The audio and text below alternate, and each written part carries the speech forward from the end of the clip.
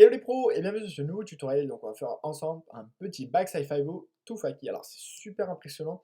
C'est un petit peu dur au début, mais quand vous allez la méthode, vous allez voir qu'avec l'entraînement, ça va passer à tous les coups. Il faut juste comprendre le mouvement. C'est pour ça qu'on va le bosser ensemble dans la vidéo. Alors ce qu'il faut bien comprendre, que ce soit 5-0 to Faki, grind to Faki, en règle générale, tout va se jouer donc dans la roue arrière qui va être donc bloquée au coping ou la margelle sur le rebord ici à ce niveau-là. Il faut bien comprendre que vous devez donc tout va se jouer sur le talon. Donc là, vous avez le talon qui écrase la roue. Donc on a la pression sur le talon, le fait que la roue soit écrasée à ce niveau-là. Et c'est ce qui fait que vous aurez une très très bonne accroche. Et c'est exactement ce qu'il faut. Donc ce qu'on peut voir, mettez bien vos pieds à l'intérieur sur le skate. Donc à l'intérieur, laissez pas dépasser vos doigts de pied. Comme ça, le fait que ce soit bien à l'intérieur, vous aurez une très très bonne accroche. Et ça, c'est le plus important.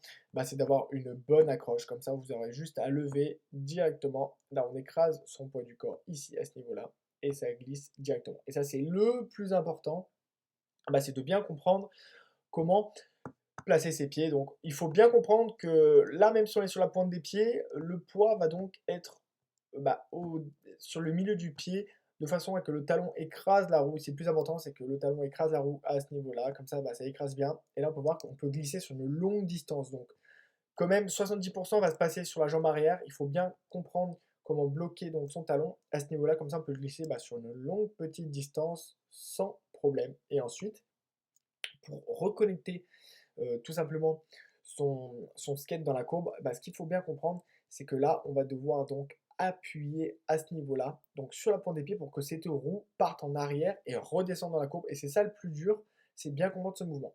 Donc là, on met de la pression tout simplement un peu sur la pointe des pieds pour que cette roue-là se reconnecte dans la courbe. Et vu qu'on met de la pression sur la pointe des pieds, on ne met plus de force sur le talon. Donc là, on écrase son talon. Parce que le fait qu'on écrase son talon à ce niveau-là, sur la roue qui est là, et là, tout simplement, vous avez une bonne approche, hop, et une très bonne accroche surtout.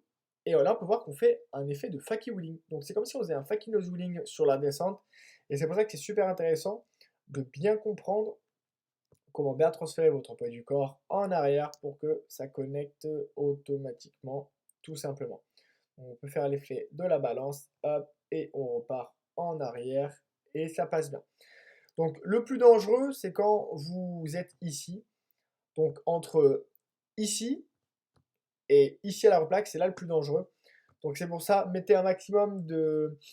Concentrez-vous un maximum sur ce niveau-là, pour bien comprendre que vous devez avoir un écart entre ici et ici pour ne pas que ça bloque, parce que sinon ça peut vraiment faire mal, et je peux vous garantir que ça fait mal.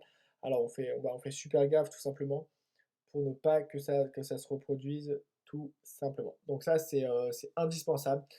Vous pouvez vous entraîner même sur place, peut-être, pour vous entraîner à essayer de descendre automatiquement. Pour apprendre ce genre de figure, il faut un bon petit 500 essais. Donc 500 essais, ça peut paraître dur, mais c'est normal. Au début, c'est pas facile, hein. Mais vous allez voir qu'avec le temps, ça va venir de mieux en mieux et ça va être nickel. Donc ça, c'est vraiment ce qu'il faut comprendre en règle générale. Moi, ce que je peux vous conseiller, vous pouvez vous entraîner sur place pour essayer de connecter la roue, essayer de faire redescendre tout simplement la roue, comme ça, ça va être nickel, mais c'est le plus important en règle générale pour que ça passe bien. Donc ça, c'est nickel. Quand vous êtes bien entraîné, vous allez voir qu'après, ça va passer à tous les coups, mais c'est au début que c'est un peu compliqué, que ça passe pas à tous les coups au début, c'est ça le plus dur, mais après, ça va passer tout le temps. Allez, on se retrouve dans les prochaines vidéos. Si vous avez des questions, n'hésitez pas. Pour m'envoyer vos tricks sur le chat d'information, je serais ravi de pouvoir vous le débriefer.